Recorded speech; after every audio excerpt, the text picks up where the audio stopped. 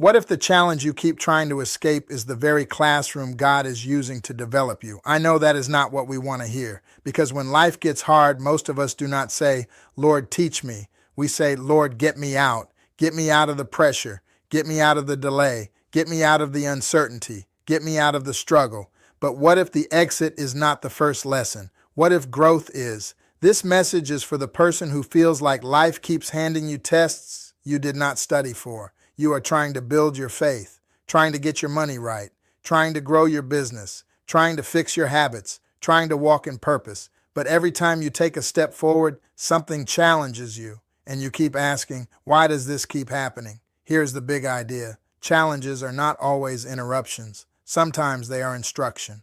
A classroom does not feel like promotion while you are taking the test. It feels uncomfortable. It stretches your thinking. It reveals what you do not know. It forces you to pay attention. And that is what challenges do. They expose weak places. They reveal hidden fears. They show you where your faith is still theory and not practice. They uncover whether your discipline is real or only emotional. The first thing you have to understand is this: God does not waste pressure. Pressure can become a teacher if you stop treating it like an enemy. When pressure hits your finances, it can teach stewardship. When pressure hits your relationships, it can teach humility. When pressure hits your business, it can teach wisdom. When pressure hits your purpose, it can teach focus. When pressure hits your faith, it can teach dependence. The question is not just, why am I going through this? A better question is, what is this trying to grow in me?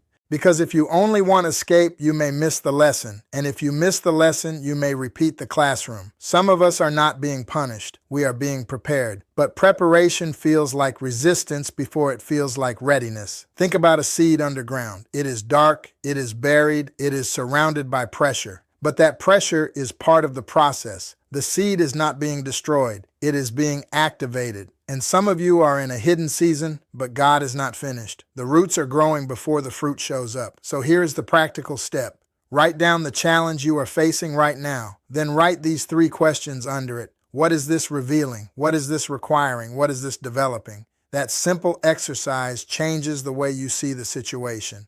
It moves you from panic to wisdom, from complaint to clarity, from fear to faith. Because when you can find the lesson, you can stop wasting the season. If this speaks to you, comment, I'm learning in the classroom. Like this video, subscribe for more faith-based wisdom on mindset, purpose, discipline, and growth. And remember this, the test is not proof that God left you. Sometimes the test is proof that God is teaching you. Do not rush the classroom. Learn the lesson, because the version of you being developed right now may be the version your future has been waiting for.